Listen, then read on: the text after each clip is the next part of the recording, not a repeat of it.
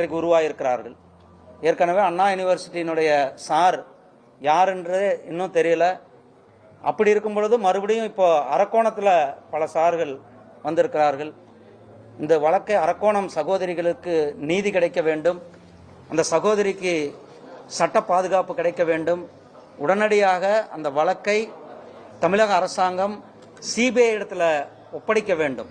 எப்படி பொள்ளாச்சி வழக்கு சிபிஐ இடத்துல ஒப்படைச்சு குற்றவாளிகளுக்கு அதிகபட்ச தண்டனையை வாங்கி கொடுக்கப்பட்டிருக்கிறது, அது நமக்கு தெரியும். போன மாதம்தான் அதுக்கான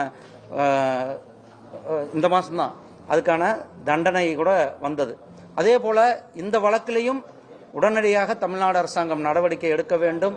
இந்த வழக்கை சிபிஐ இடத்துல ஒப்படைப்பதன் மூலம் இந்த சகோதரிக்கு நியாயம் கிடைக்கும். அந்த வழக்கினுடைய பின்னலில் இருக்கிற சார்கள் யார் யார் என்பதை வெளிக்கொண்டு வர வேண்டும். தமிழக அரசியலில் இன்றைக்கு தம்பிகளினுடைய நடமாட்டம், இந்த தம்பிகள் கிட்டத்தட்ட சொல்கிறாங்க எல்லாருமே, நீங்கள்லாம் சொல்கிறது பார்த்தா ஒரு 50க்கும் மேற்பட்ட தம்பிகள் இன்றைக்கு தமிழ்நாடு அரசாங்கத்தை ஆண்டு கொண்டிருக்கிறதாக, அதாவது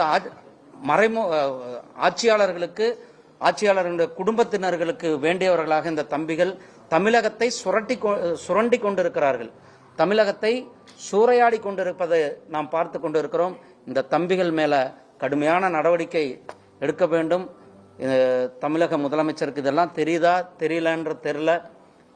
ஆனால் இந்த தம்பிகளினுடைய அவர்களுடைய செயல்பாடுகளை தேசிய ஜனநாயக கூட்டணி ஆட்சிக்கு வந்த பிறகு நிச்சயமாக அவர்களுக்கு என்ன தண்டனையோ அந்த தண்டனை கொடுக்கப்படும். அதற்கு நாளும் மிக குறுகியவர்கள் தான் இருக்கிறது. 2026 மே மாதம்தான்.